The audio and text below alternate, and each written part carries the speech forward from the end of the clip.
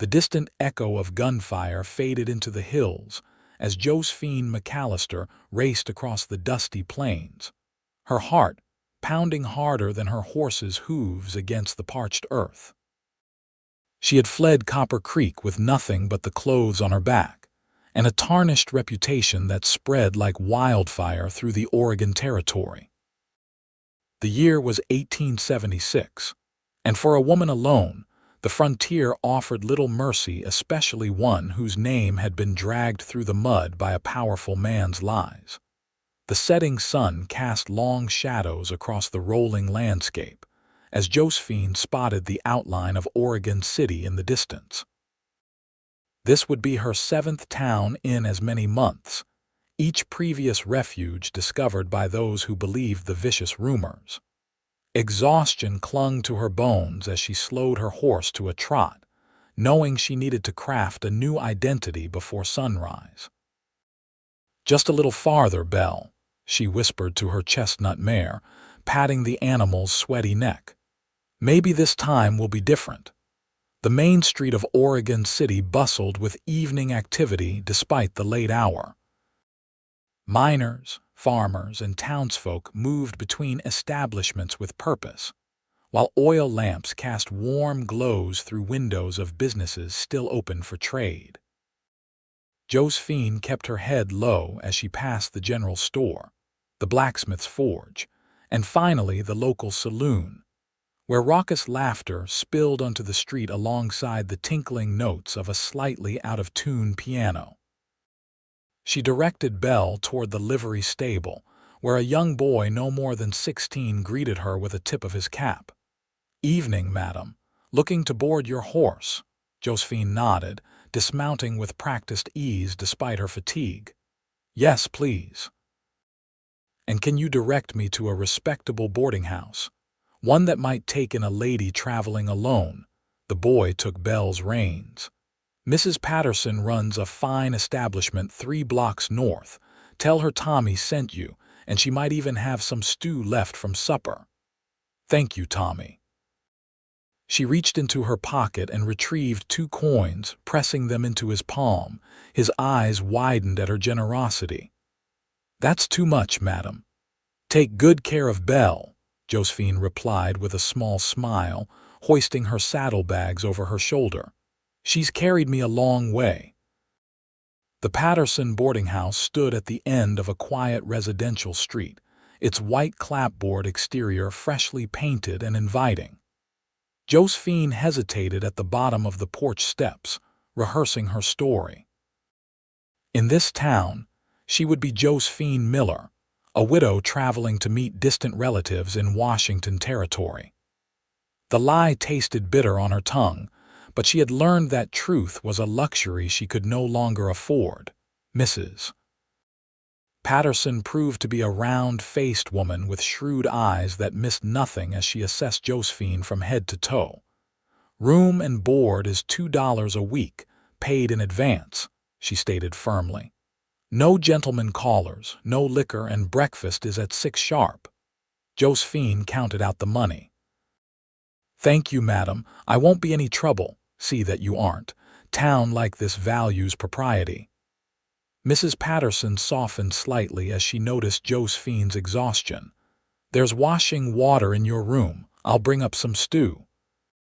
The room was small but clean, with a narrow bed, a washstand, and a small window overlooking the main street. Josephine set her saddlebags on the floor and sank onto the mattress, allowing herself a moment of relief before beginning her nightly ritual of washing away the dust of the road. By morning, she would need to secure employment. Her savings wouldn't last forever, and idle hands invited suspicion.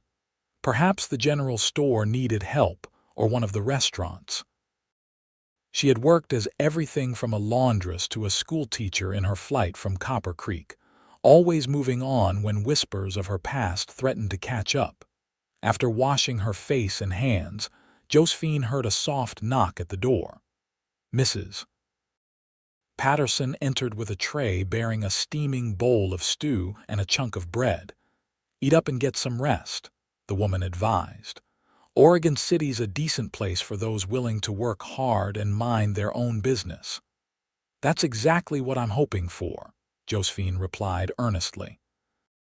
Later, as she lay in the unfamiliar bed listening to the occasional sounds of horses and wagons passing below her window, Josephine allowed tears to escape for the first time in days.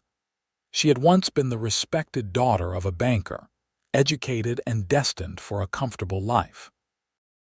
Now she was running from town to town, pursued by rumors started by Edward Blackwell, the wealthy mine owner whose advances she had rejected. His revenge had been swift and devastating accusations of theft and immoral behavior that no one dared question coming from such a powerful man. "This time will be different," she whispered into the darkness, not entirely convinced. "It has to be." Dawn arrived with the sounds of Oregon City awakening. Josephine dressed in her second-best dress, a navy blue cotton with minimal adornments, and pinned her honey-brown hair into a modest chignon. She needed to appear respectable yet not draw undue attention. Breakfast was a simple but hearty affair of porridge, biscuits, and strong coffee.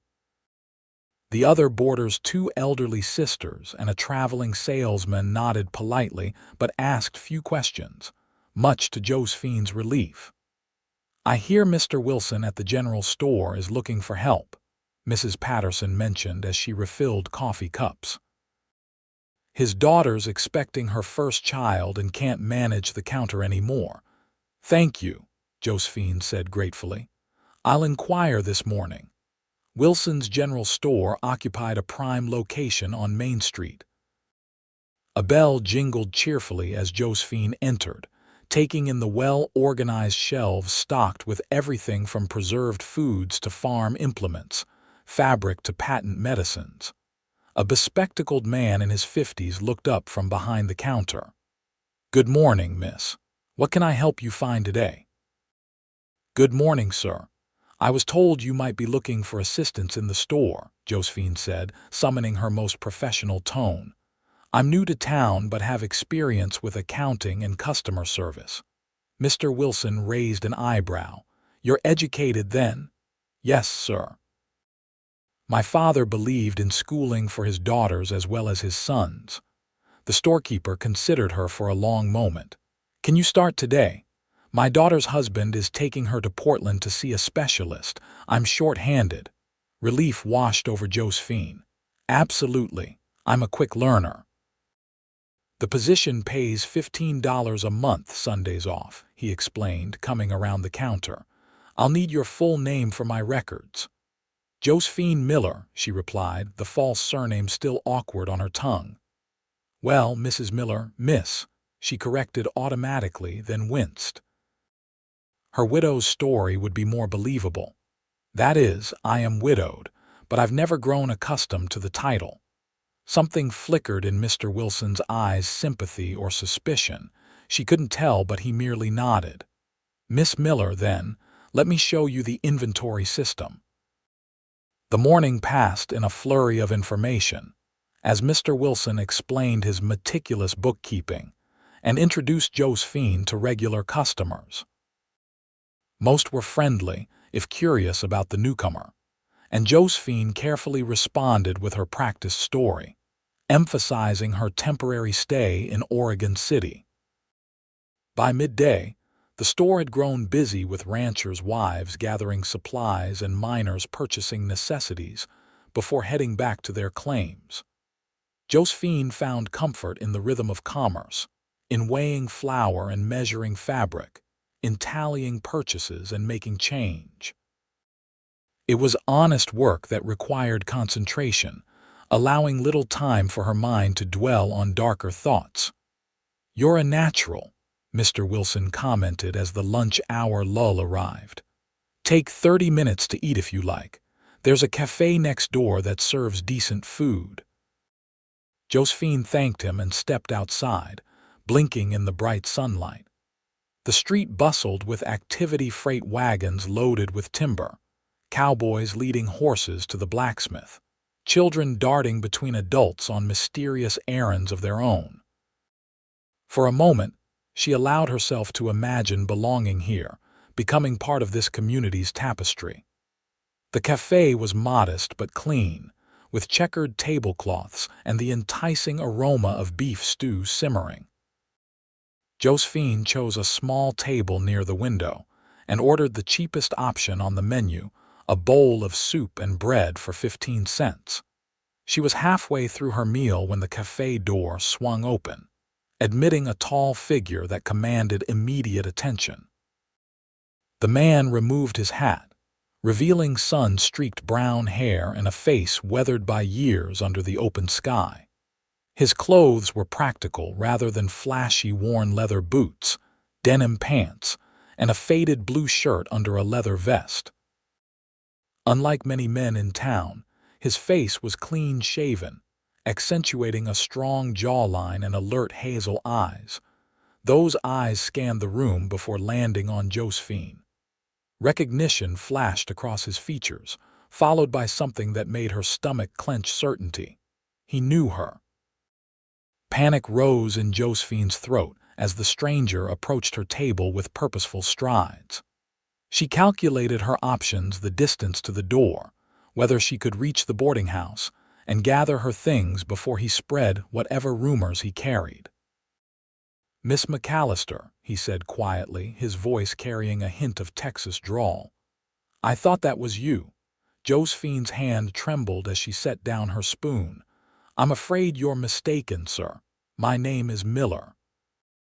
He studied her face, then glanced around the cafe before pulling out the chair opposite her without invitation.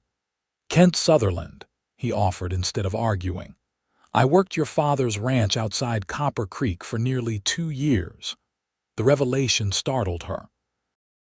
This man wasn't one of Edward Blackwell's associates come to torment her, but someone who knew her before the scandal.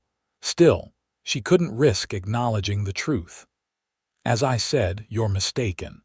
Now, if you'll excuse me, I need to return to work." She reached for her purse, but his next words froze her in place. "I know what Blackwell did," Kent said, his voice dropping even lower. "I know your name was ruined by lies." Josephine's gaze snapped to his, searching for mockery or threat and finding neither. "How could you possibly?" "Because I was there when he hatched the scheme," Kent replied grimly. "I was hired to guard his mining office after the robbery attempt last year. I heard things not meant for anyone else's ears." 1,000 questions crowded Josephine's mind, but the cafe was too public. Anyone could be listening, and her fragile new beginning hung by a thread. "Mr. Sutherland, I don't know what game you're playing, but no game, Miss Mcalister. I know who you really are." His eyes held hers steadily. "And I think I might be able to help clear your name." For the first time in months, hope flickered in Josephine's chest, a dangerous, fragile thing she hardly dared acknowledge. "The general store," she whispered.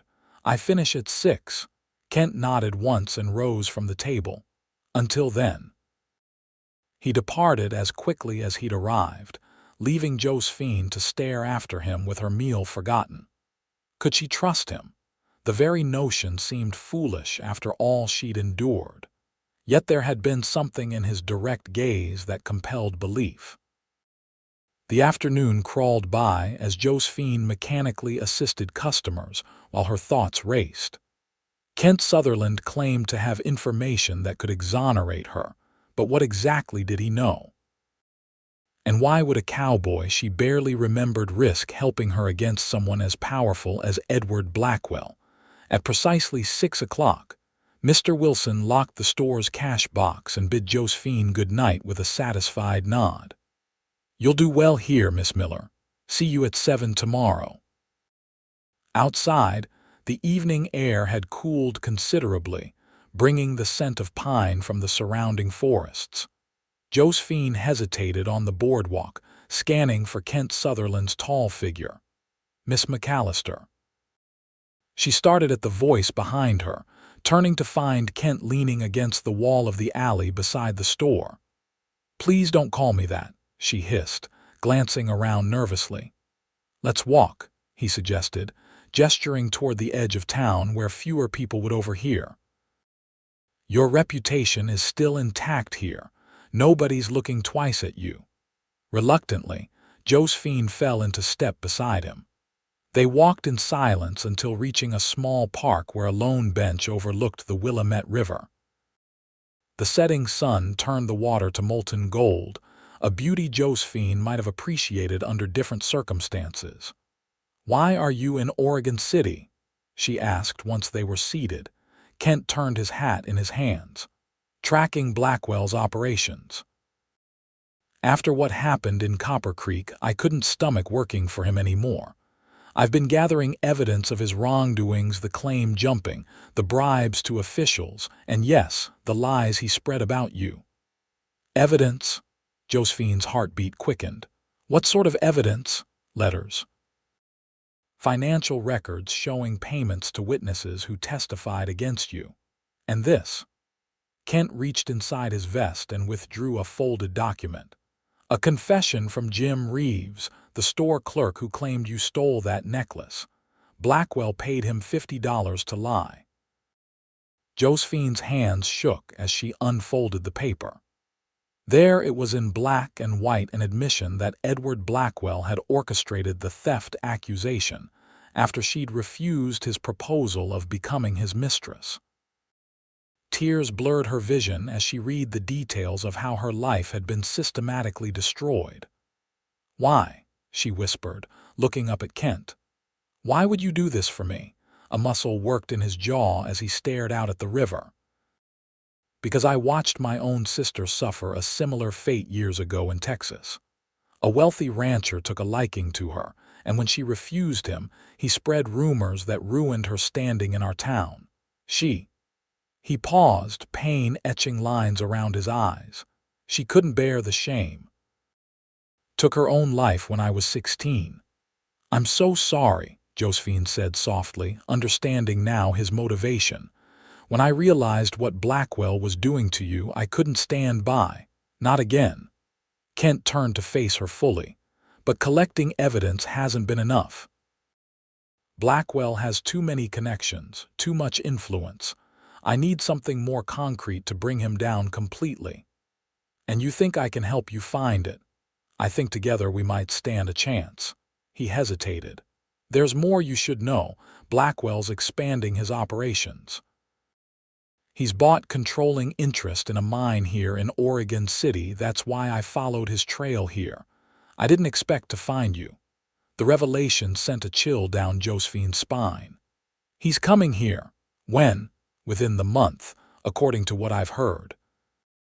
He's sending his foreman ahead to assess the operation." Kent's expression grew grave. "If he discovers you're here, I'll have to run again," she finished, despair washing over her. "Or we can finish this," Kent countered. "Gather enough evidence that not even his money can silence the truth." "But it would be dangerous." Josephine stared at the confession in her hands. For months she had been running, hiding, starting over only to flee again. The exhaustion of constant fear had hollowed her from within. What Kent proposed offered risk, but also the possibility of reclaiming her life and her family name. "What exactly would we need to do?" she asked. "Access his business records here in Oregon City. Find proof of his illegal dealings that would interest federal marshals, not just local lawmen he can bribe." Kent leaned forward. "I've been working as a hand at the Wilkinson Ranch outside town, but I've made inquiries about security positions at the mine. If I can get hired there, and I already have a position of trust at the general store," Josephine added, her mind working rapidly. "Mr. Wilson supplies the mining operations. I could potentially see shipping manifests, orders." Kent's eyes brightened with admiration. "You catch on quick." "I've had to," she replied simply. They sat in silence for a moment, the weight of their potential alliance hanging between them. Josephine studied Kent Sutherland's profile as he gazed thoughtfully at the darkening horizon. There was something solid about him, a steadiness she hadn't encountered in her months of fleeing from shadow to shadow. "Why should I trust you?" she finally asked, the question that had been burning in her mind since their encounter in the cafe. Kent turned to her, his expression serious. "You shouldn't, not completely. Not yet. Trust has to be earned." He stood and offered his hand to help her rise from the bench.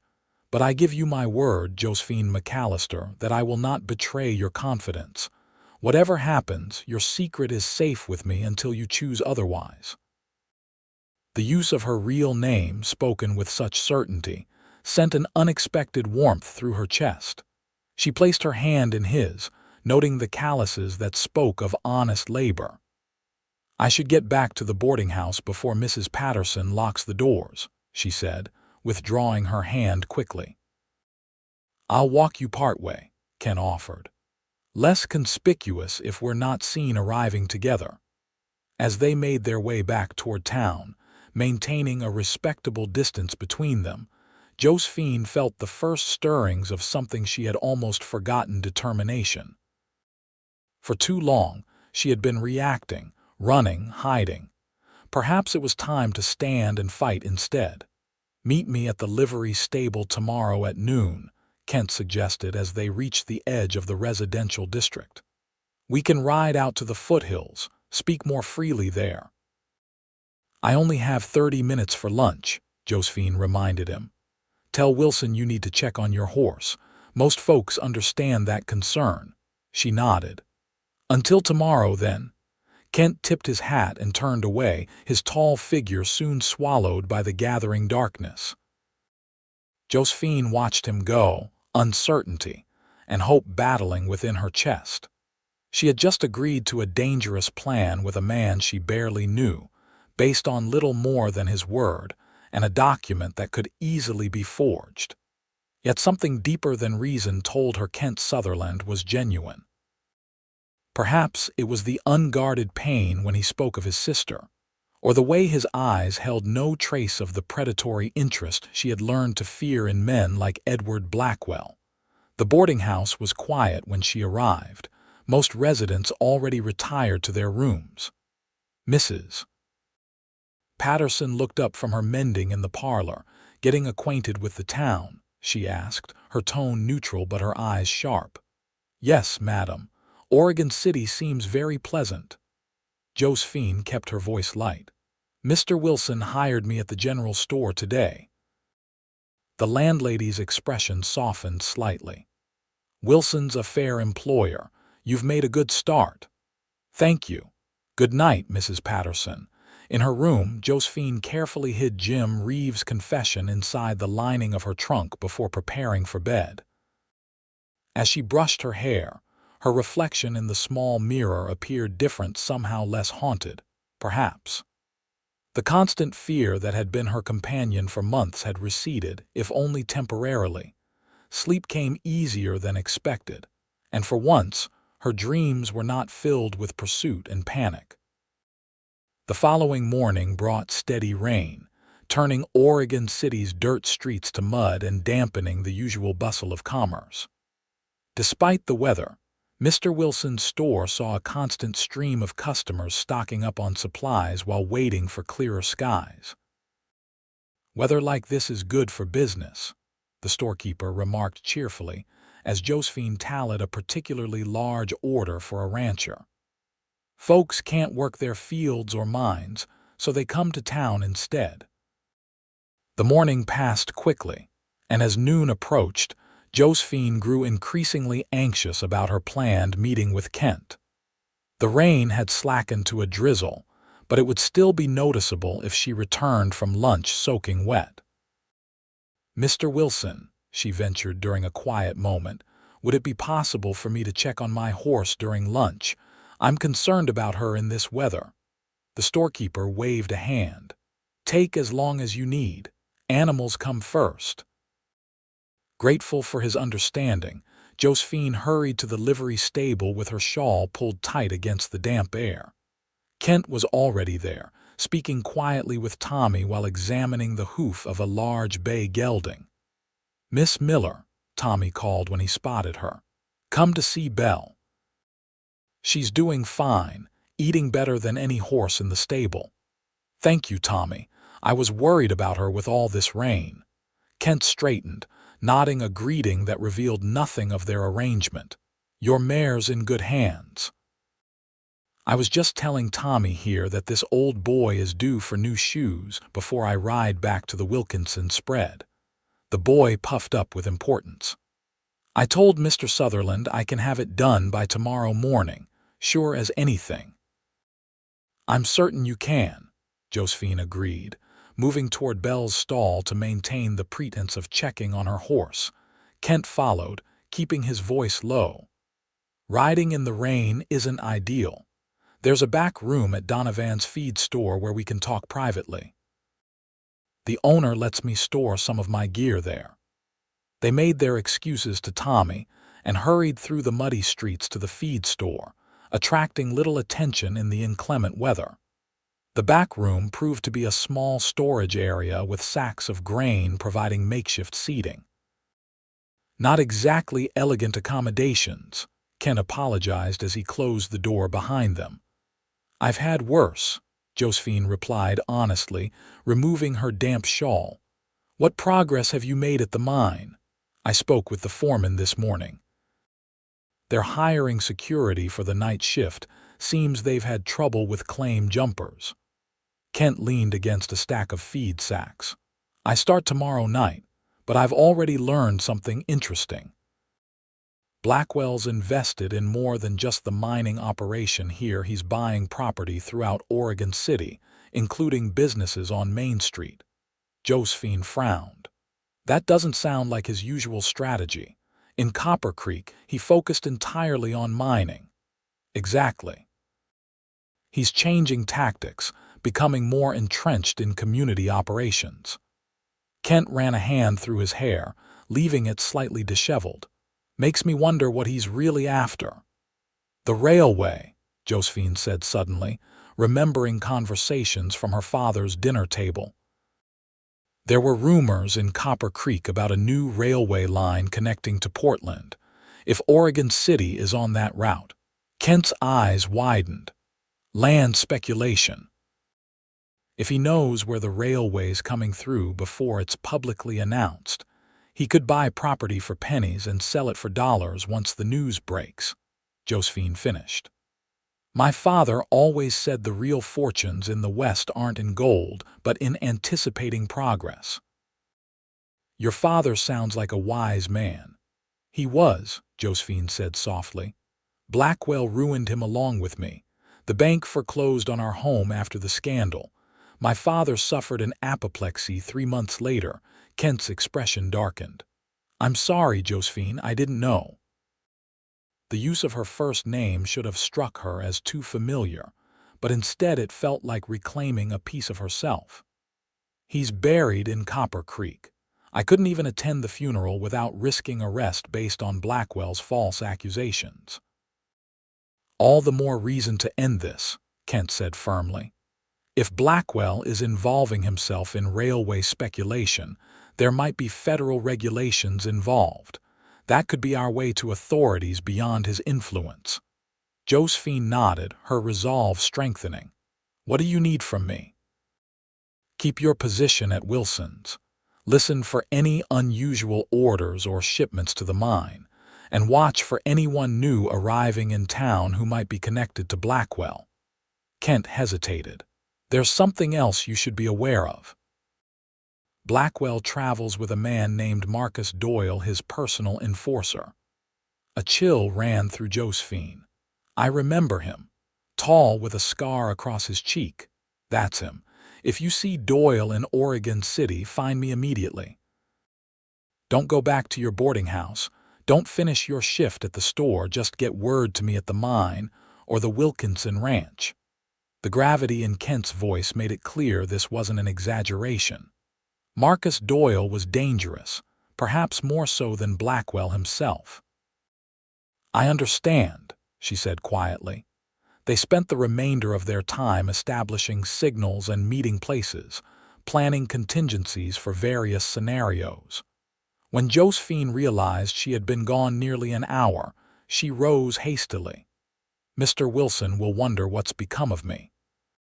"One more thing," Kent said, reaching into his pocket. He withdrew a small Derringer pistol. "I want you to have this."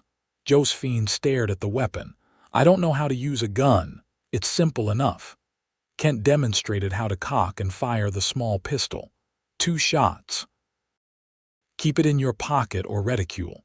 If Doyle finds you before I can help, I understand," she interrupted, taking the Derringer with reluctance.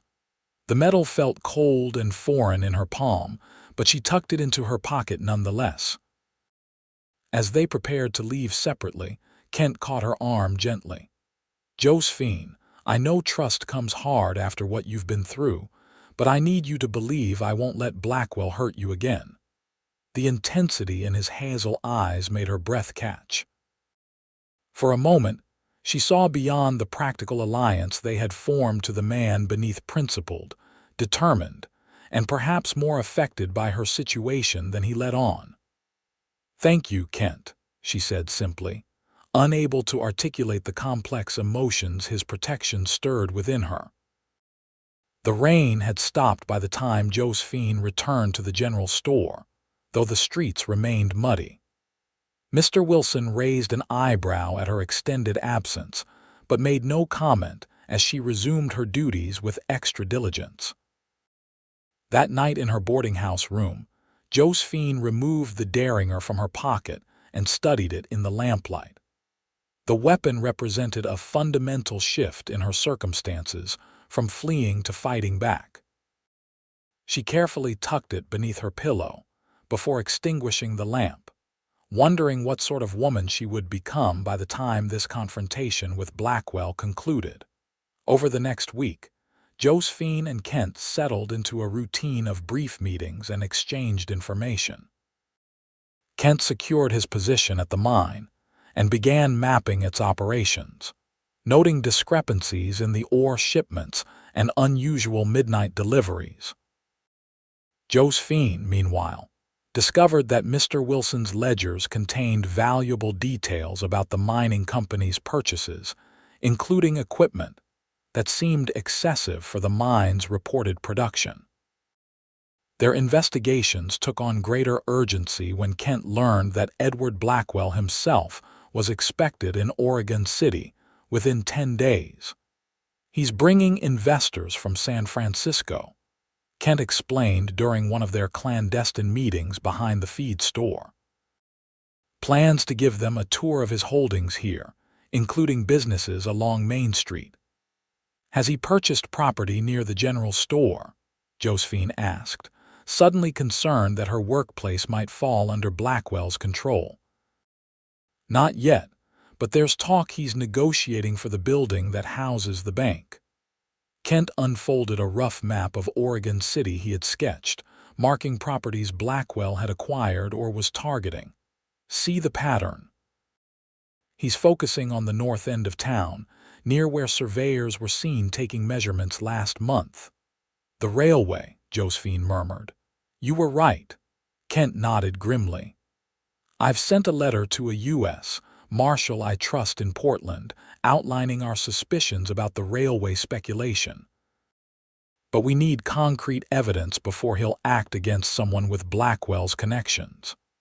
As they studied the map together, Josephine became aware of Kent's proximity, the clean scent of soap mingling with leather from his vest. Their heads nearly touched as they leaned over the paper, and when he turned to explain a particular notation, his breath warmed her cheek. She straightened abruptly, disconcerted by the flutter of awareness in her stomach. "Is something wrong?" Kent asked, noticing her sudden movement. "No," she said too quickly. "I just remembered Mr. Wilson is expecting a delivery this afternoon. I should return." Kent studied her face for a moment before nodding. "Be careful, Josephine. The closer we get to Blackwell's arrival, the more dangerous this becomes." His concern was evident in the furrow between his brows, in the way his hand moved instinctively toward hers before stopping short. Josephine found herself wondering what that callous palm would feel like against her own, then immediately chastised herself for the inappropriate thought. "I'm always careful," she assured him, gathering her shawl. "I'll see you tomorrow." As she hurried back to the general store, Josephine scolded herself for allowing such distractions. Her focus needed to remain on clearing her name and bringing Blackwell to justice, not on the broad shoulders or kind eyes of Kent Sutherland. Yet she couldn't deny that their partnership had evolved into something more complicated than simple allies against a common enemy. The afternoon at Wilson's general store passed uneventfully until near closing time, when the bell above the door jingled and three well-dressed men entered. Their fine suits and immaculate boots marked them immediately as outsiders in the practical frontier town. "Good afternoon, gentlemen," Mr. Wilson greeted them. "What can I help you find today?" The tallest of the three, a silver-haired man with a neatly trimmed beard, stepped forward. "Just browsing for now, thank you. We're interested in the commercial prospects of Oregon City." Josephine kept her head lowered as she restocked a shelf of canned goods, but her senses were on high alert. The men moved through the store, commenting on its organization and inventory, while asking pointed questions about business conditions in town. "And how long has this establishment been here?" the bearded man inquired. 22 years, Mr. Wilson replied proudly. "Started with nothing but a tent and a wagon load of supplies after the flood of '54 washed away the original settlement." "Impressive resilience," the man commented. "My associates and I represent certain San Francisco interests looking to invest in promising frontier communities. I'm Harrison Phillips, by the way." As introductions continued, Josephine risked a glance at the visitors. She didn't recognize any of them, but their connection to San Francisco immediately triggered suspicion. Were these Blackwell's investors? Her question was answered moments later when Phillips mentioned, "Our partner, Mr. Blackwell, speaks highly of Oregon City's potential." Mr. Wilson's eyebrows rose. "Edward Blackwell, the mining magnate, the very same. He'll be joining us next week to finalize certain arrangements." Phillips's gaze swept the store once more before landing on Josephine. "Your assistant seems quite efficient." Josephine froze as Mr. Wilson beckoned her forward. "Miss Miller joined us recently, but she's already proven invaluable." "Miss Miller," Phillips repeated, studying her with uncomfortable intensity. "Charmed, I'm sure." Josephine curtsied slightly, keeping her expression neutral despite the panic clawing at her throat. Had he recognized her? Or was his interest merely that of a man accustomed to appraising everything and everyone in terms of value? "A pleasure to meet you, sir," she murmured, her voice remarkably steady. The investors departed shortly thereafter, but their brief visit left Josephine shaken. If these men were Blackwell's advance party, his arrival was imminent. She needed to warn Kent immediately. As soon as Mr. Wilson locked the store for the evening, Josephine hurried toward the livery stable, hoping Kent might be there checking on his horse. Instead, she found only Tommy, brushing down a team of draft horses. "Evening, Miss Miller." "Belle's doing just fine, Tommy. Have you seen Mr. Sutherland today?" she interrupted. The boy shook his head. "Not since yesterday. He's working nights at the Silver Creek mine now. Won't be back in town till morning most likely." Josephine bit her lip in frustration. The mine was 3 miles outside town, too far to walk alone at dusk, and she couldn't risk drawing attention by asking to borrow a horse. "If you see him, would you tell him I need to speak with him urgently? It's about a letter from home." Tommy nodded, accepting the coded message they had established. "Yes, first thing when I see him." Reluctantly, Josephine returned to her boarding house, the weight of the derringer in her pocket offering little comfort. after a largely untouched dinner under Mrs. Patterson's watchful eye. She retired to her room and spent a restless night listening for every creak and footfall in the building.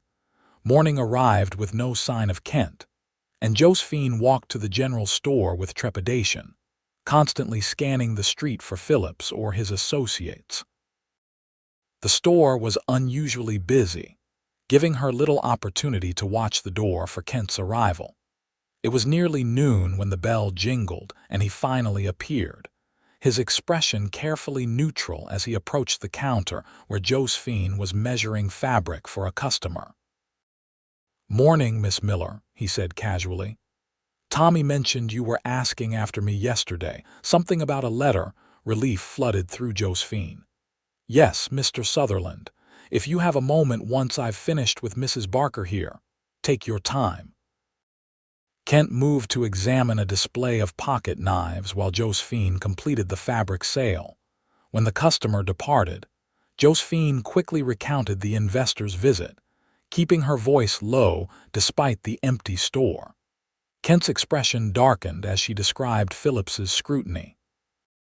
"Did he seem to recognize you?" Kent asked.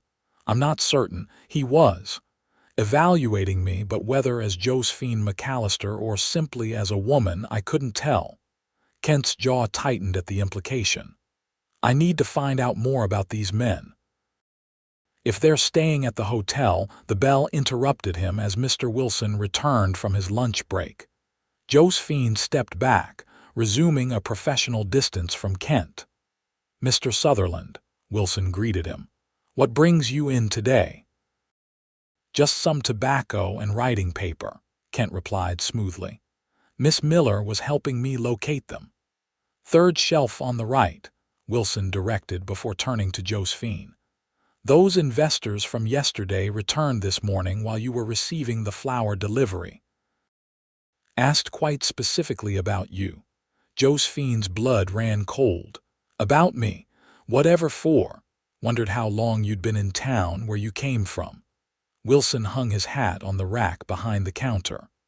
"I told them you were a private person who did her job well, and that's all that concerned me." Kent had paused in the aisle, clearly listening though pretending to examine the tobacco pouches. Josephine forced a smile. "Thank you, Mr. Wilson. I appreciate your discretion." The storekeeper nodded. "Oregon City thrives on minding one's own business, Miss Miller. Remember that." The warning was clear. Questions about her past were circulating, and Wilson had his suspicions about her story.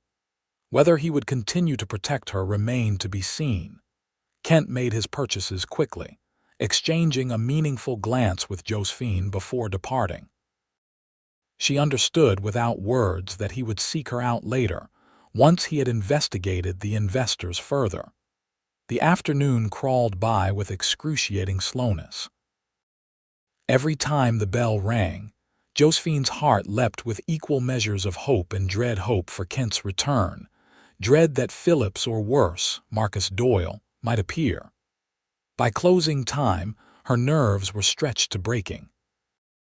Mr. Wilson seemed to notice her tension as they prepared to close the store. "Miss Miller, is everything all right? You seem distracted today." "Just a headache, sir," she lied. "The changing weather, perhaps." He studied her for a long moment.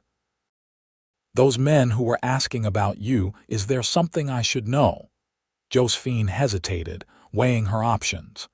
Mr. Wilson had been fair and kind to her. He deserved some measure of truth. "I left my previous situation under difficult circumstances," she admitted carefully. "There are those who might spread untrue stories about me.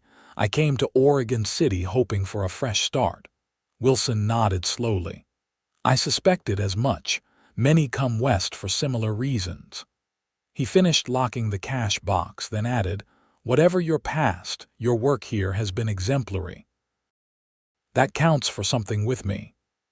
"Thank you, sir," Josephine said, touched by his understated support. Outside, the evening had brought a chill wind sweeping down from the mountains.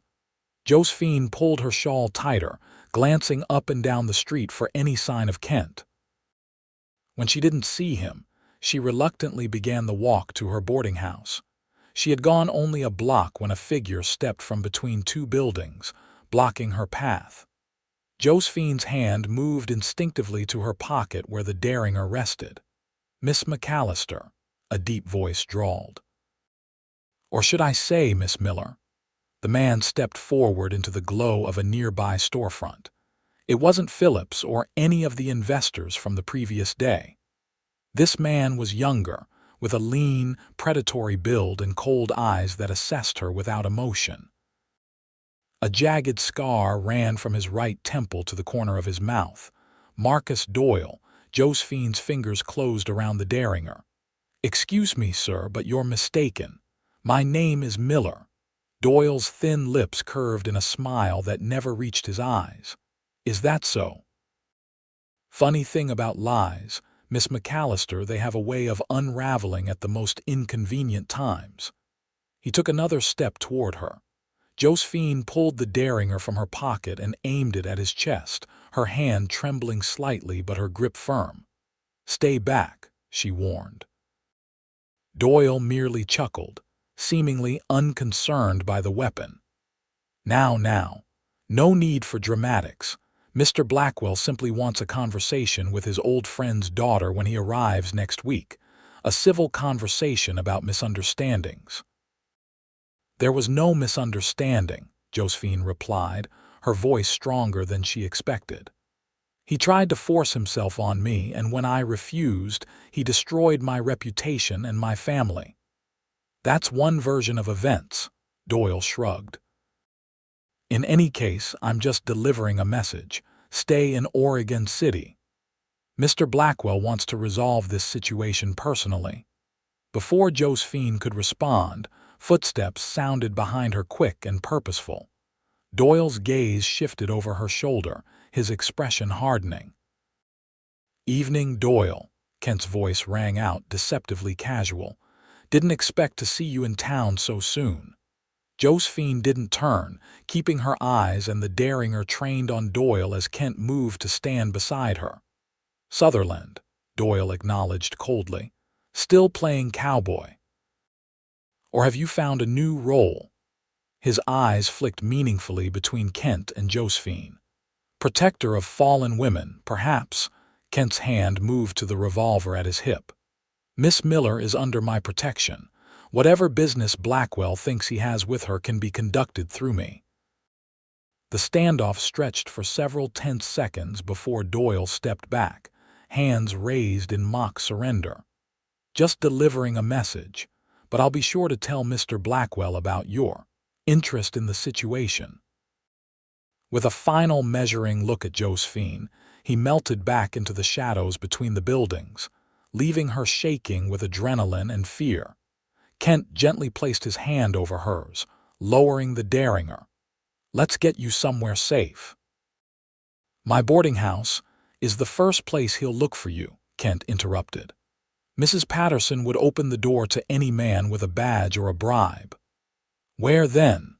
Josephine asked, still trembling as Kent tucked her arm through his, guiding her away from the direction Doyle had disappeared. "The Wilkinson Ranch. Mrs. Wilkinson has a soft spot for hard luck cases, and her husband owes me a favor." Kent kept his voice low, his eyes constantly scanning their surroundings as they walked briskly toward the livery stable. "We'll get your horse and ride out tonight." "My things, we'll send someone for them tomorrow.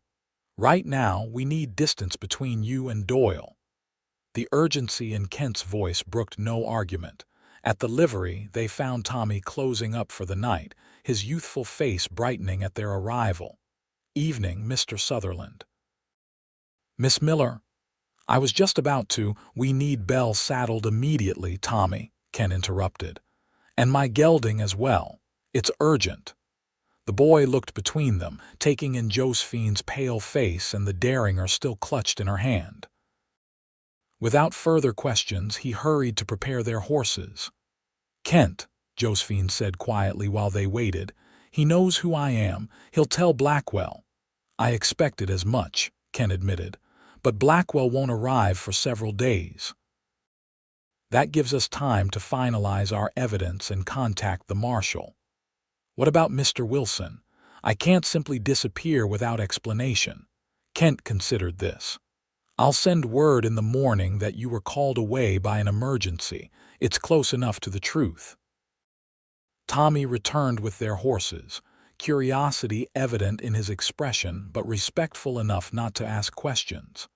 Kent pressed extra coins into the boy's hand. Not a word about this to anyone, Tommy. Miss Miller's safety depends on it. Yes, sir, Tommy replied solemnly, clearly thrilled to be part of something important. Kent helped Josephine mount Belle, then swung effortlessly into his own saddle. As they rode out of town, Josephine cast one last glance at the buildings of Oregon City, wondering if she would ever return, or if this was the beginning of yet another flight from danger. The Wilkinson Ranch lay 7 miles outside town, a modest spread with a main house, bunkhouse, and several outbuildings nestled against rolling hills. By the time they arrived, full darkness had fallen, with only the stars and a sliver of moon lighting their way. A lantern glowed in the main house window, and a figure appeared in the doorway as they approached a stout woman with gray streaked hair pulled into a practical knot. "Kent Sutherland, is that you riding in at this hour?" she called. "It is, Mrs. Wilkinson," Kent replied, dismounting and helping Josephine down from Belle. "I apologize for the late arrival, but we have an urgent situation."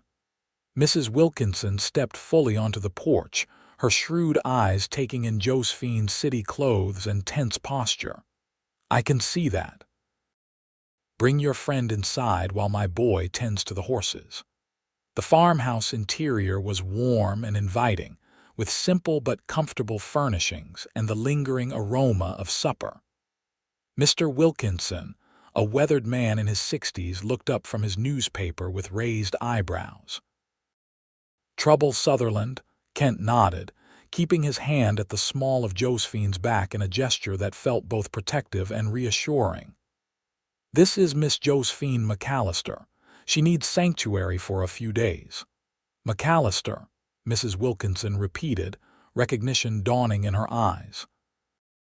"From Copper Creek, I read about," she stopped abruptly. "Never you mind, any friend of Kent's is welcome here."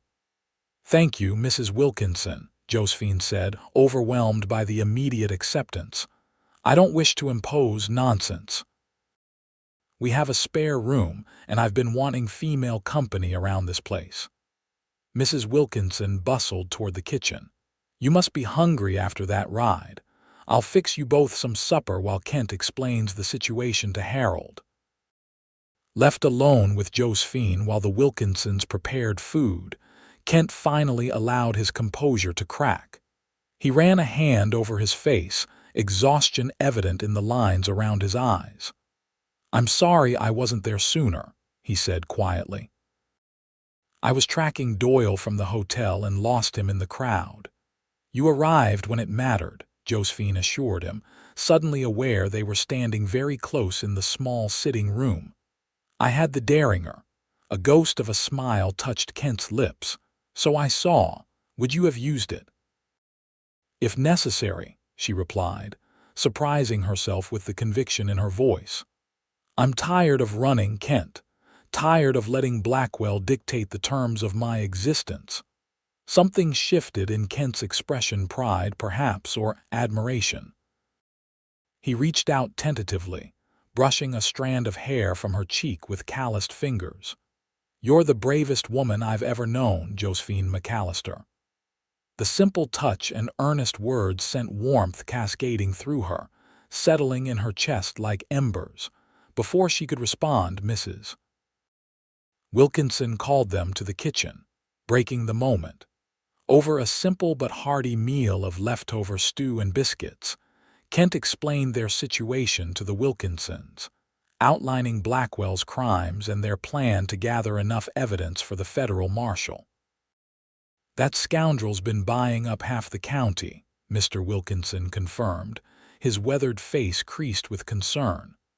Offered to purchase my water rights last month, offered double what they're worth. Made me suspicious right off. The railway, Kent nodded. We believe he has inside information about the route. That'd be illegal, Mr. Wilkinson stated. Government contracts are supposed to be confidential until formally announced. Exactly. If we can prove he's acting on privileged information, you'll need more than suspicions, Mrs. Wilkinson interrupted practically. You'll need documents, witnesses willing to testify. Which is why we need time, Kent agreed. If Miss Mcalister can stay here, of course she can, Mrs. Wilkinson declared, brooking no argument from her husband. The spare room is yours, dear, for as long as you need it. Josephine blinked back unexpected tears at the kindness. Thank you, both of you. Later, as Mrs. Wilkinson showed her to a small but comfortable bedroom, Josephine found herself at a loss for words. Why are you helping me? She finally asked. You don't know me. The newspapers painted me as a thief and worse. Mrs. Wilkinson's expression softened. I know enough about Edward Blackwell to doubt anything printed about his enemies, and I know Kent Sutherland wouldn't stake his reputation on someone unworthy. She patted Josephine's hand. Rest now. Tomorrow will bring challenges enough.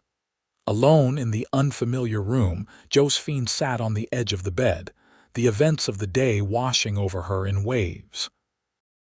She had faced Marcus Doyle, fled town, and found refuge with strangers who believed in her innocence despite the stain on her name. And through it all, Kent Sutherland had stood beside her, his quiet strength a foundation she had begun to rely upon. The thought of Kent brought a flush to her cheeks as she recalled the gentle brush of his fingers against her skin, the intensity in his eyes when he called her brave. Such feelings were dangerous a distraction from their precarious circumstances.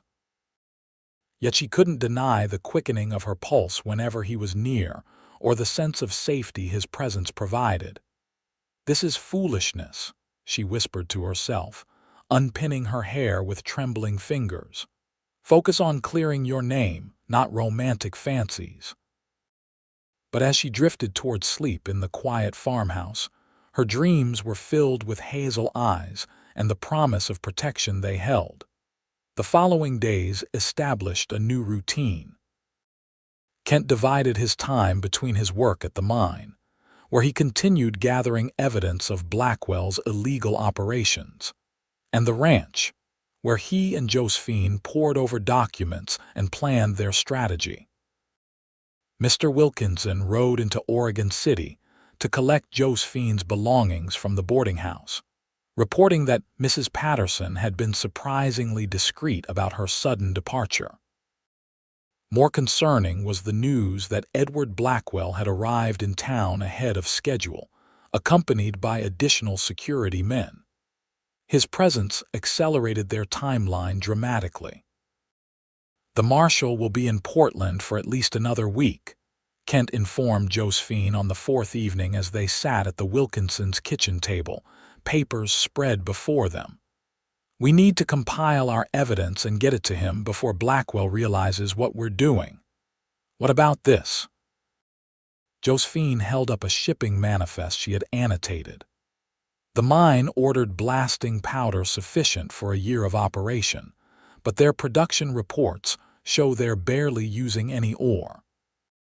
Why stockpile explosives unless they're planning something else entirely? Kent finished, excitement kindling in his eyes. This connects to the land purchases along the proposed railway route. They could be planning to blast through Mount Jefferson Pass. Mrs. Wilkinson, who had been quietly mending by the fire, looked up sharply. That pass is federal land.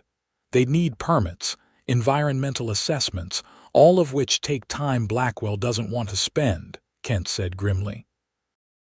If he forces the railway route by creating a pass himself, the land he's purchased becomes exponentially more valuable overnight. And if people get hurt in the unauthorized blasting? Josephine trailed off, the implications clear. Blackwell would consider it acceptable collateral damage, Kent confirmed. We need to compile all this and get it to the marshal immediately. Mr. Wilkinson, who had been listening silently, stood from his armchair. I'll ride to Portland tomorrow. Been meaning to sell some stock anyway, won't raise suspicions. It's dangerous, Kent warned. If Blackwell's men suspect, I've faced worse than some city dandies with guns, the older man scoffed. Besides, who'd suspect an old rancher of carrying evidence against Edward Blackwell? The decision made, they worked late into the night organizing their findings into a comprehensive report. Kent's detailed maps, Josephine's meticulous annotations of financial records, and statements from miners about unusual activities formed a compelling case against Blackwell's operations. When the others had retired for the night, Josephine and Kent remained at the table, shoulders nearly touching as they reviewed their work one final time. This should be enough, Kent said, satisfaction evident in his voice. With the confession from Jim Reeves included, the marshal will have to act on both the railway fraud and the false accusations against you. If Blackwell doesn't intercept Mr. Wilkinson first, Josephine worried, absently tucking a strand of hair behind her ear. Kent's hand covered hers on the table, warm and steadying. Harold Wilkinson is smarter than he looks. He'll get through. The simple contact sent awareness spiraling through Josephine. Over the past days, such casual touches had become more frequent between them, a hand at her back, fingers brushing as they exchanged documents, shoulders pressed together as they studied maps. Each instance left her increasingly conscious of Kent as more than an ally. "Kent," she began hesitantly, "when this is over, if we succeed, what will you do?" He looked at her for a long moment, his expression unreadable in the lamplight. "I haven't thought that far ahead. For months, bringing Blackwell to justice has been my only focus." His thumb moved slightly against her knuckles. "What about you? Will you return to Copper Creek?" Josephine shook her head. "There's nothing left for me there. My father is gone, our home seized by the bank. I thought perhaps Oregon City." "It suits you," Kent said softly. "Though after all this, you could go anywhere, start fresh without shadows following you." "Anywhere," Josephine repeated, gathering her courage. "Would your plans take you in any particular direction?" The question hung between them, laden with meaning neither was quite ready to articulate. Kent's expression softened as he studied her face. "I find my direction increasingly influenced by considerations I hadn't anticipated," he admitted, his voice dropping to a near whisper. Josephine's heart quickened at the implication, but before she could respond, a noise from outside drew Kent's attention. He rose swiftly, moving to the window with his hand on his revolver. "What is it?" she asked, tension immediately replacing the warmth of the previous moment. "Riders," Kent replied grimly, "at least 3 approaching fast." Mr. Wilkinson appeared in the doorway, rifle in hand. "Trouble? Could be. Wake Mrs. Wilkinson, get her to the storm cellar." Kent turned to Josephine. "The evidence, gather it all." As Josephine hurriedly collected their papers, Kent and Mr. Wilkinson moved to defensive positions. Hoofbeats thundered into the yard, followed by a shout. "Sutherland, we know you're in there with the Mcalister woman." Marcus Doyle's voice carried clearly through the night air. "How did they find us?" Josephine whispered, clutching the bundle of documents to her chest. "Doesn't matter now." Kent handed her his revolver. "Take this and go with Mrs. Wilkinson. I'll handle Doyle." "No," she protested. "I won't leave you to face them alone." Kent's expression hardened. "This isn't open for debate, Josephine. Those papers are our only chance of stopping Blackwell permanently. If anything happens to them or to you, it's all been for nothing." Mrs. Wilkinson appeared then, a shotgun in her capable hands. "This way, dear." The cellar has a hidden compartment, used it during Indian troubles years back. Reluctantly, Josephine allowed herself to be led toward the back of the house, looking over her shoulder at Kent with fear and something deeper tightening her chest. "Be careful," she pleaded. His nod was the last thing she saw before Mrs. Wilkinson hurried her through the kitchen and out a rear door to a small, concealed entrance set into the ground behind the smokehouse. The storm cellar was cool and dark, smelling of earth and preserved foods. Mrs.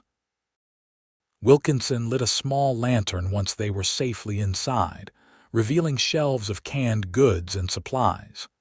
"Harold and Kent can handle themselves," the older woman assured her, moving aside a barrel to expose a narrow opening in the stone foundation. "Put the papers in here. Even if they search the cellar, they won't find this spot." Josephine reluctantly relinquished the precious documents, then positioned herself near the cellar doors, Kent's revolver steady in her hand. Above them, muffled voices carried through the floorboards, tense but not yet hostile. "They're negotiating," Mrs. Wilkinson observed, cocking her shotgun. "Good, gives us time." Minutes stretched like hours as they waited in tense silence. Finally, footsteps approached the main house, multiple sets, entering rather than leaving. "They've come inside," Josephine whispered, alarm rising.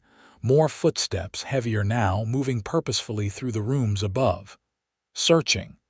Coming closer to the kitchen, to the rear door that led to their hiding place. "If they find us," Josephine said quietly, "I want you to say I forced you at gunpoint, that you had no choice but to hide me." Mrs. Wilkinson snorted. "I've never told a lie to save my skin, and I won't start now. Besides," she added with surprising steel, "no one threatens my guests." The cellar doors suddenly rattled, then burst open.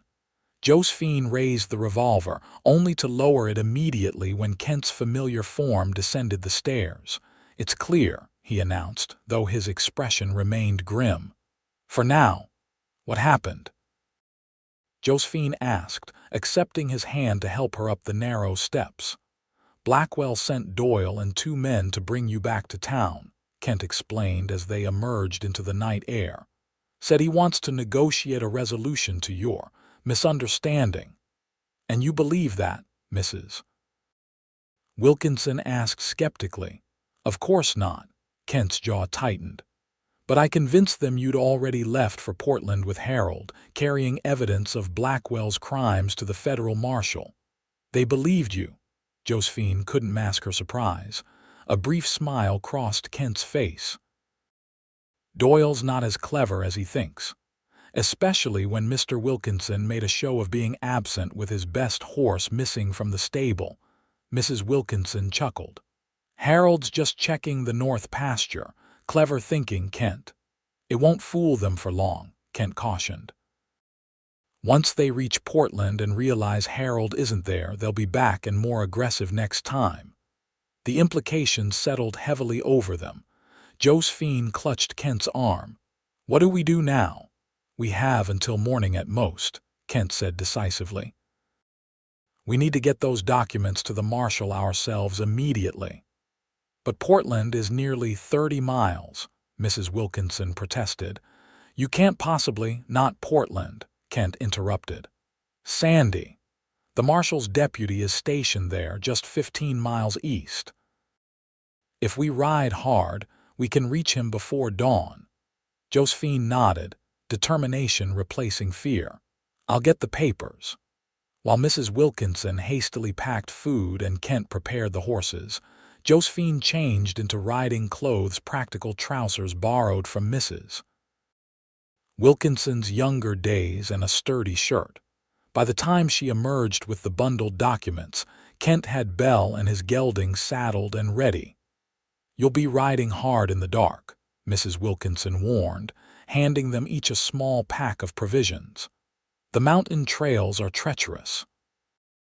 "We don't have a choice," Kent replied grimly. "Once Doyle realizes he's been deceived, he'll come back with more men." The older woman nodded, then surprised Josephine by embracing her tightly. "You come back to us when this is over, you hear? Both of you." Josephine blinked back tears. "Thank you for everything, Mrs. Wilkinson." As they mounted their horses, Mr. Wilkinson rode into the yard, looking concerned. "Saw lights on the east ridge," he reported. "Could be nothing, or could be Doyle's men taking positions." Kent's expression darkened. "We need to move now. If we cut through Dawson's Creek, we can throw them off our trail." With final nods to the Wilkinsons, they urged their horses forward, keeping to a walk until they cleared the ranch buildings before breaking into a gallop across the moonlit fields. The night closed around them as they rode east, keeping to little-used trails Kent knew from his time working the territory. The mountain air grew colder as they gained elevation, and Josephine was grateful for the heavy coat Mrs. Wilkinson had insisted she take. They paused briefly at a small stream to rest the horses, neither speaking much as they listened intently for sounds of pursuit.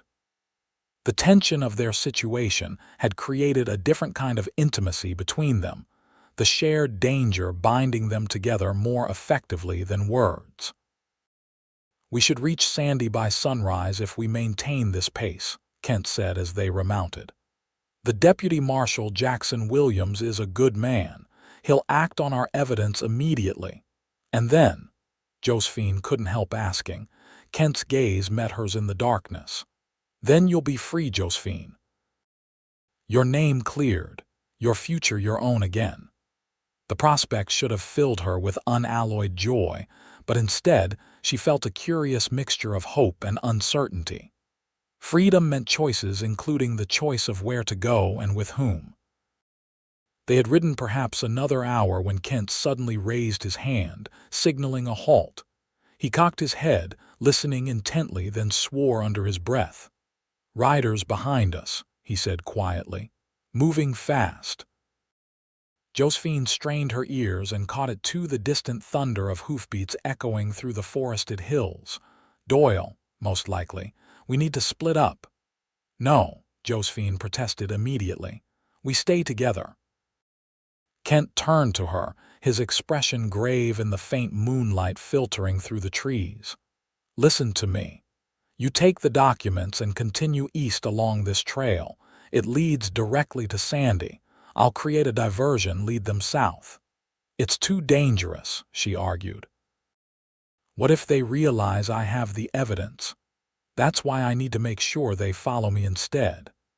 Kent reached into his saddlebag and withdrew a bundle of papers, blank sheets, and old correspondence. "I'll make sure they see these. They'll assume it's our evidence." Josephine's throat tightened with fear, not for herself, but for him. "Kent, if they catch you, I can handle Doyle and his men." He moved his horse closer to hers, reaching across to take her hand. "Josephine, this is our one chance to end Blackwell's tyranny. To give you back your life and ensure he can never do this to anyone else." The hoofbeats grew louder. Time was running out. "Promise me you'll be careful," she whispered, gripping his hand tightly. In answer, Kent leaned across the space between their horses and pressed his lips to hers, a brief, fierce kiss that contained all the words they hadn't yet spoken. When he pulled away, his eyes held hers with burning intensity. "I'll find you in Sandy when it's done," he promised. "Now go." Before she could protest further, Kent wheeled his horse around and galloped south, deliberately making noise to attract attention. Josephine watched him go, heart pounding against her ribs, before turning Belle eastward and urging her into a gallop along the darkened trail. The forest closed around her as she rode, branches occasionally whipping past her face. Behind her, she heard shouts and the sound of pursuit veering south, following Kent as he'd intended. Relief mingled with fear as she pushed Belle harder, knowing that every minute of lead she gained improved their chances. The trail narrowed as it wound through a rocky pass, forcing Josephine to slow Belle to a trot. Above, The stars began to fade as the first hint of dawn lightened the eastern sky. According to Kent, Sandy couldn't be more than a few miles ahead now. She had just emerged from the pass into a small clearing when Belle suddenly reared, nearly throwing Josephine from the saddle. A figure on horseback blocked the trail ahead, the silhouette unmistakable even in the pre-dawn light. Marcus Doyle. "Miss Mcalister," he drawled, leveling a rifle at her chest. "Your cowboy friend isn't as clever as he thinks. Did you really believe I'd send all my men after him?" Josephine reined Belle in, her mind racing. The saddlebag containing the evidence pressed against her leg, a damning weight. "Mr. Doyle," she acknowledged, struggling to keep her voice even. "I'm simply traveling to visit acquaintances in Sandy. At this hour. Riding like the devil himself is on your heels." Doyle's scarred face twisted into a cruel smile. "No, I think you're carrying something Mr. Blackwell would find very interesting. Something about railway contracts and unauthorized mining operations." He knew too much. Someone had betrayed them, perhaps one of the miners Kent had interviewed, or someone at the general store who had seen their investigations. "I don't know what you're talking about," Josephine insisted, her hand inching toward the pocket where she had tucked the Derringer. Doyle dismounted, keeping the rifle trained on her. "Let's not play games, Miss Mcalister. Hand over whatever documents you're carrying and Mr. Blackwell might be persuaded to be lenient. Continue this foolishness and, well..." He shrugged eloquently. Josephine's fingers closed around the Derringer. She had 2 shots, not enough if Doyle had reinforcements nearby, but perhaps enough to create an opening. "If you kill me," she said calmly, "you'll never find the documents. I've hidden them along the trail." Doubt flickered across Doyle's face, exactly as she'd hoped. He took a step forward, lowering the rifle slightly. "You're bluffing." In one swift motion, Josephine drew the Derringer and fired. The shot went wide, but the sudden noise spooked Doyle's horse, which bolted into the trees. As Doyle instinctively turned toward the fleeing animal, Josephine kicked Belle into motion, charging directly at him. Doyle dove aside barely in time, losing his grip on the rifle as he rolled across the ground. Josephine galloped past, bent low over Belle's neck, urging the mare to her fastest pace. Behind her, Doyle's curses faded into the distance. The trail widened as it descended toward the valley where Sandy was nestled. As the sun crested the eastern mountains, Josephine caught sight of buildings ahead, the outskirts of town. Relief flooded through her, followed immediately by renewed worry for Kent. Had he escaped Doyle's men, or had her encounter with Doyle meant Kent faced greater numbers than anticipated? Sandy was just awakening as she rode down its main street, businesses beginning to open for the day.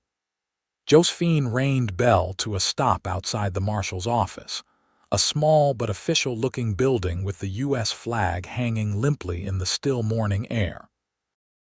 Dismounting on shaky legs, she tied Belle to the hitching post and approached the door, the precious saddlebag clutched to her chest. A bell jingled as she entered, drawing the attention of a broad-shouldered man bent over paperwork at a desk. "Can I help you, madam?" he asked, rising to his feet with a curious expression. "Deputy Marshal Williams." When he nodded, Josephine continued urgently, "My name is Josephine Mcalister. I have evidence of serious crimes committed by Edward Blackwell of Copper Creek, including railway fraud and false accusations against myself and others." Williams's eyebrows rose, but to his credit, he didn't dismiss her outright. "That's a significant allegation, Miss Mcalister. I'll need to see this evidence." "Of course." She placed the saddlebag on his desk, withdrawing the carefully organized documents. "There's also a man, Kent Sutherland, who helped gather this information. He's being pursued by Blackwell's men and may need assistance." The deputy's expression grew more serious as he scanned the first few pages. "This appears legitimate, but I'll need time to review it properly. Where exactly is Sutherland now?" "He created a diversion to allow me to reach you," Josephine explained, anxiety sharpening her voice. "South of here in the foothills. Please, you must send men to help him." Williams studied her for a long moment, apparently assessing her sincerity. "Wait here," he finally said, moving to a back room where she heard him issuing orders to someone. When he returned, his manner had become more formal. "I'm dispatching riders to search for Sutherland. In the meantime, I'll need your full statement regarding these accusations against Blackwell." He gestured to a chair. "This may take some time, Miss Mcalister." For the next several hours, Josephine recounted every detail of Blackwell's crimes, from his unwanted advances and subsequent revenge in Copper Creek to his railway speculation scheme in Oregon City. Deputy Williams took meticulous notes, occasionally referring to the documents she had provided for verification. By midday, he seemed convinced. "This is certainly enough to warrant Blackwell's arrest pending investigation," he confirmed. "I've sent a telegraph to Marshal Reynolds in Portland. He'll likely arrive tomorrow to take charge of the case." "And what about Kent?" Josephine asked, unable to hide her concern any longer. "Have your men found him?" Williams's expression softened slightly. "Not yet, but Sutherland knows this territory well. If anyone can evade pursuers in these hills, it's him."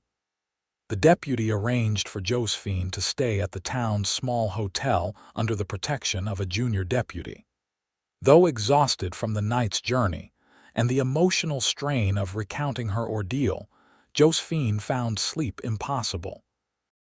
She paced the small room, alternating between watching the street from the window and reviewing what might happen when the marshal arrived. Would Blackwell's connections shield him even from federal charges? Would her testimony be enough to clear her name? And most pressingly, where was Kent? As evening approached with no word, Josephine's anxiety transformed into a gnawing dread. Deputy Williams had promised to inform her immediately if his men returned with news, but the hours stretched on in silence. Darkness had fallen when a commotion in the street drew her to the window. Riders were approaching the marshal's office, at least 4 men, moving at a steady pace rather than the urgency she would expect if they had found Kent injured. Ignoring the deputy stationed outside her door, Josephine hurried downstairs and across the street, her heart in her throat as she recognized Deputy Williams among the returning search party. "Did you find him?" she called, hurrying toward them. Williams dismounted, his expression grave. "Miss Mcalister, you should be resting. Did you find Kent?" she repeated, her voice breaking slightly. Before Williams could answer, one of the other riders dismounted, removing his hat to reveal a face she had feared she might never see again, bruised and dirt-streaked, but unmistakably Kent Sutherland's. "Josephine," he said, his voice rough with exhaustion. She closed the distance between them in 3 strides, throwing her arms around him with little regard for propriety or the curious onlookers. Kent's arms encircled her immediately, holding her tightly against his chest as she fought back tears of relief. "You're alive," she whispered against his shoulder. "I was so afraid when you didn't come." "Doyle's men were more persistent than expected," Kent explained, his breath warm against her hair. "Had to lead them on a long chase before circling back. I ran into the deputy's search party about 5 miles west of here." Deputy Williams cleared his throat. "Perhaps this reunion could continue inside. We have matters to discuss regarding Blackwell." Reluctantly, Josephine stepped back from Kent's embrace, though she kept her hand firmly in his as they followed Williams into the marshal's office. Inside, The deputy confirmed what Kent had already guessed: Blackwell had fled Oregon City upon learning of the evidence against him. Telegraph reports indicate he's heading for California, Williams explained. But Marshal Reynolds has already wired the authorities there. Blackwell won't escape justice this time. And the men with him, Doyle, Kent asked. 2 were apprehended outside Sandy. Doyle remains at large, but without Blackwell's protection, he won't get far. The news was better than Josephine had dared hope. And my name, the false accusations, Williams nodded solemnly. Marshal Reynolds will issue a formal statement clearing you of all charges once he arrives tomorrow. The evidence is overwhelming, Miss Mcalister. Your reputation will be restored. The simple words struck Josephine with unexpected force. For so long, her identity had been defined by Blackwell's lies. She had been the woman fleeing scandal, hiding behind false names and fabricated histories.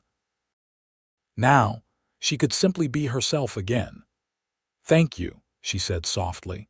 Later, after Williams had finished debriefing Kent and arranged accommodations for him at the same hotel, they found themselves alone for the first time since their desperate parting on the mountain trail. They stood in the hotel's small parlor, the events of the past days settling around them like dust after a storm. "You did it," Kent said, admiration clear in his voice. "You got the evidence to Williams." "We did it," Josephine corrected. "I wouldn't have survived any of this without you, Kent." His expression grew serious as he stepped closer, taking her hands in his. "When I was being pursued, all I could think about was getting back to you, not just to ensure the evidence was delivered, but because—" He paused, searching for words. "Because the thought of not seeing you again was unbearable." Josephine's breath caught in her throat. "I felt the same way," she admitted, her voice barely above a whisper. "When hours passed with no word, I realized it wasn't just gratitude I felt toward you, or even friendship." Kent raised one hand to cup her cheek, his touch gentle despite the calluses on his palm. "From the moment I recognized you in that cafe, something changed for me. I told myself I was helping you because of what happened to my sister, because it was the right thing to do. But the truth is more selfish than that." "Selfish?" she questioned, leaning slightly into his touch. "I wanted to be near you," he confessed. "To see that spark of courage in your eyes, to hear your voice when you speak of justice and possibility. Somewhere along the way, bringing down Blackwell became secondary to helping you reclaim your future, a future I found myself hoping might include me." The raw honesty in his words moved Josephine deeply. This was not the practiced flattery of society gentlemen, or the demanding possessiveness of men like Blackwell.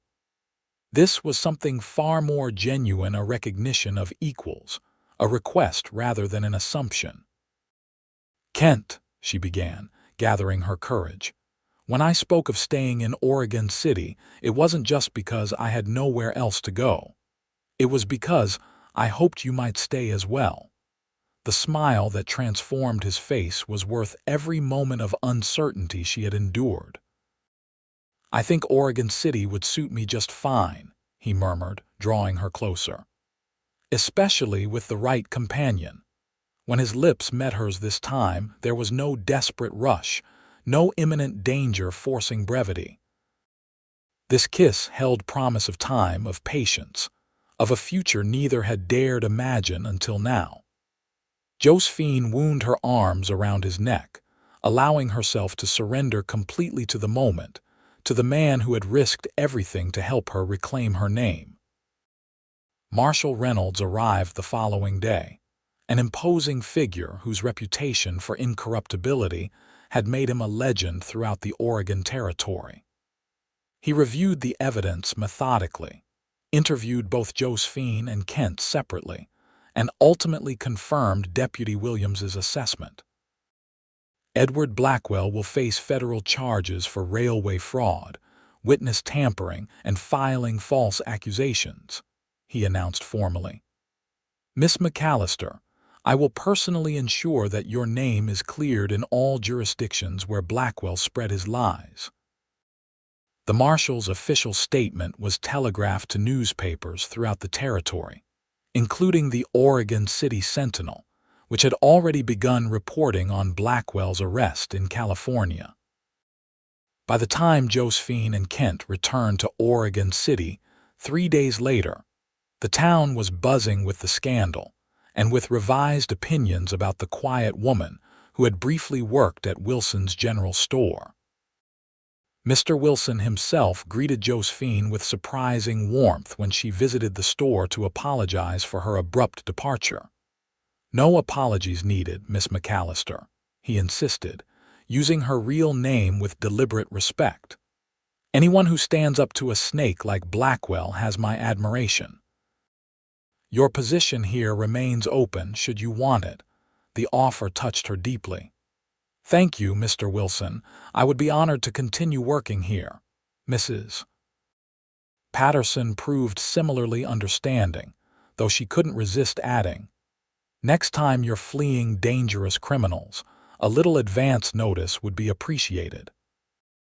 The Wilkinsons, who had worried tremendously when neither Josephine nor Kent returned immediately, welcomed them back with a celebration dinner that drew neighbors from miles around.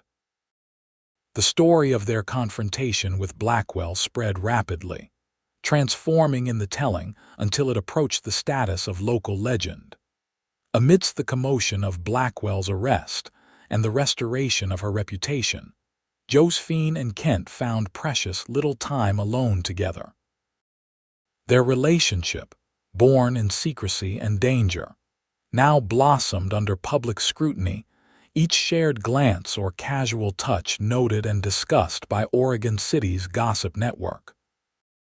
"We're causing quite a stir," Kent observed wryly as they walked along the Willamette River one Sunday afternoon, 2 weeks after their return. "Mrs. Tompkins at the millinery shop asked me my intentions toward you yesterday." Josephine laughed, a sound that came more easily now that the weight of scandal had lifted from her shoulders. "And what did you tell her?" Kent stopped walking, turning to face her with an expression that made her heart skip. "I told her my intentions were entirely honorable, if somewhat accelerated by recent events." "Accelerated," Josephine repeated, an unexpected flutter of anticipation in her chest. "Josephine," Kent said quietly, taking her hands in his, "I know we've known each other only a short time, and much of that under extraordinary circumstances. Convention would dictate a longer courtship, but I find I have little patience for convention these days." He reached into his pocket and withdrew a small velvet pouch. "This belonged to my mother," he explained, opening it to reveal a simple gold ring set with a single pearl. "Nothing as grand as you deserve, perhaps, but offered with all my heart." Josephine stared at the ring, then at Kent's earnest face, momentarily speechless. He misinterpreted her silence, continuing hurriedly, "I understand if it's too soon. We could wait, court properly, yes," she interrupted, finding her voice at last. "Yes, Kent. I don't need more time to know what I want." The joy that illuminated his features matched the warmth spreading through her own chest as he slipped the ring onto her finger. It fit as though made for her, a little worn by time but solid and true, much like the man who offered it. "I love you, Josephine Mcalister," Kent said, the words simple but profound in their sincerity. "Not despite what you've endured, but partly because of it. Your courage, your resilience, your unwavering belief in justice, they're as much a part of you as your smile or the way your eyes flash when you're determined." Tears blurred Josephine's vision as she raised her hand to his cheek. "And I love you, Kent Sutherland, for seeing me when others looked away, for believing in me when even I had begun to doubt, and for showing me that trust isn't always misplaced." Their kiss sealed the promise between them, witnessed only by the flowing river and the distant mountains that had provided both peril and protection during their ordeal. The wedding took place that autumn, as golden leaves drifted from the trees surrounding the small church in Oregon City. Mrs. Wilkinson insisted on hosting the reception at her ranch, transforming the rustic property with wildflowers and lanterns that glowed like fireflies as dusk descended. Mr. Wilson gave the bride away, a role he accepted with surprising emotion, confiding to Josephine that she had come to represent the daughter he and his wife had lost years earlier. Mrs. Patterson supervised the wedding cake with military precision, while Tommy from the livery stable proudly served as ring bearer, his usual dirt and hay dust scrubbed away for the occasion. Among the guests were faces Josephine had never expected to see again, her father's former business partners from Copper Creek, neighbors who had once shunned her based on Blackwell's lies, even the editor of the newspaper that had printed the original accusations. Their presence represented more than mere attendance. It was acknowledgment of the injustice she had suffered and the courage she had shown in facing it. Most meaningful of all was the telegram that arrived that morning from the U.S. Marshal's office. Blackwell sentenced to 15 years federal prison. Justice served. Congratulations on your wedding day. As Josephine danced in her husband's arms under the harvest moon, surrounded by a community that had become family, she marveled at how completely her life had transformed. The woman who had arrived in Oregon City with nothing but a tarnished name and desperate hope now stood vindicated, respected, and loved. Happy, Kent murmured against her ear as they swayed to the fiddle's melody. Beyond words, she replied, resting her head against his shoulder. I never imagined I could have this again, a place to belong, people who know the truth about me. You belong here, he assured her, his arms tightening around her waist. With me, with this town, with the life we're building. That life continued to evolve in the years that followed. Kent's reputation for integrity led to his appointment as deputy sheriff of Oregon City, while Josephine eventually purchased the general store when Mr. Wilson retired, expanding its operations to include a small lending library and meeting space for the community. Their first child, a son they named James Harold, after both Josephine's father and Mr. Wilkinson arrived on a snowy December night 2 years after their wedding. A daughter, Catherine Marie, followed 18 months later, inheriting her mother's honey-brown hair and her father's determined hazel eyes. Edward Blackwell's name faded from prominence, becoming little more than a cautionary tale about power misused and justice eventually served. Marcus Doyle was captured trying to cross into Mexico and sentenced to 10 years for his role in Blackwell's schemes. On the 5th anniversary of their first meeting in the Oregon City Cafe, Kent surprised Josephine with a deed to a small ranch outside town, not as expansive as the Wilkinson spread, but with good water rights and fertile soil for raising both crops and children. Our own piece of Oregon, he said, watching her face as she examined the documents. Something that belongs entirely to us, where no one can ever force us to leave. Josephine looked up from the deed, her eyes shining with emotion. You remembered what I said about always running, always leaving pieces of myself behind. I remember everything you've ever told me, Kent replied simply, drawing her into his embrace. Especially your promise that night by the river that you wouldn't need more time to know what you wanted. I've never regretted that decision, Josephine assured him, standing on tiptoe to press a kiss to his lips. Not for a single moment.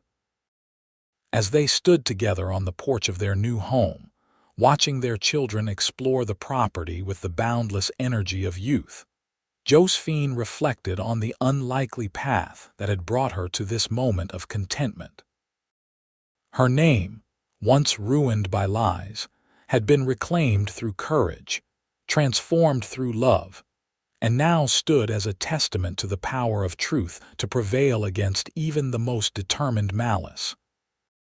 "I know who you really are," Kent had said that day in the cafe, the first person in months to see beyond the scandal to the woman beneath. In finding her true self again, not just the banker's daughter from Copper Creek, but the stronger, wiser woman forged through adversity, Josephine had discovered that sometimes the greatest freedom comes not from escaping the past, but from confronting it alongside those who believe in your worth. And in that knowledge, in that love, she had found her ultimate vindication.